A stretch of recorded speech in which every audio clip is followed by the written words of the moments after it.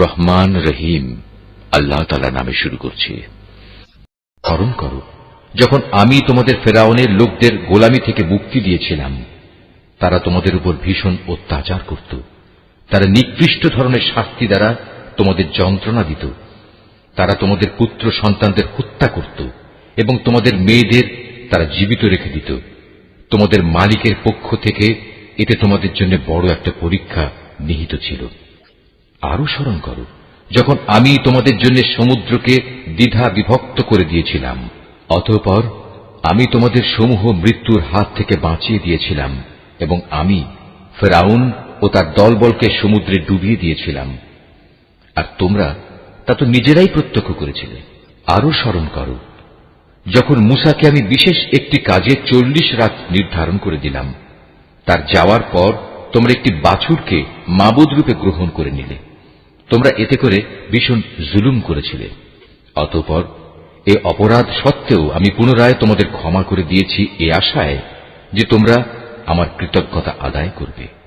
সে কথাও স্মরণ করো যখন আমি মূসাকে কিতাব ও ন্যায় অন্যায়ের পরখকারী একটি মানদণ্ড দান করেছি, যাতে করে তোমরা হেদায়েতের পথে চলতে পারো।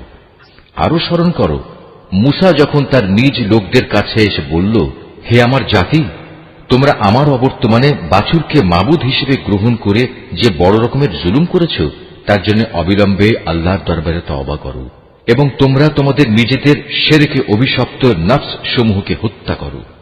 এর মাঝেই আল্লাহর কাছে তোমাদের জন্য কল্যাণ রয়েছে। অতঃপর আল্লাহ তাআলা তোমাদের উপর ক্ষমা পরবশ হবেন, কারণ তিনি বড়ই ক্ষমাশীল ও অনুগ্রহকারী।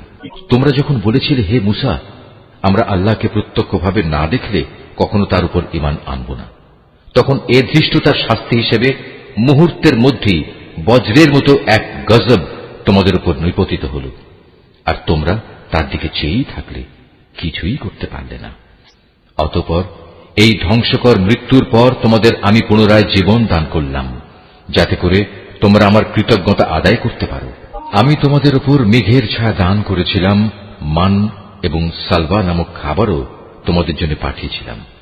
আমি তোমাদের বলেছিলাম, সেসব পবিত্র খাবার খাও যা আমি তোমাদের দিয়েছি, তা তোমরা উপভোগ করো। নিয়ামত অবজ্ঞা করে তারা আমার উপর কোনো অবিচার করেনি, বরং এর দ্বারা তারা নিজেরাই নিজেদের উপর জুলুম করেছে।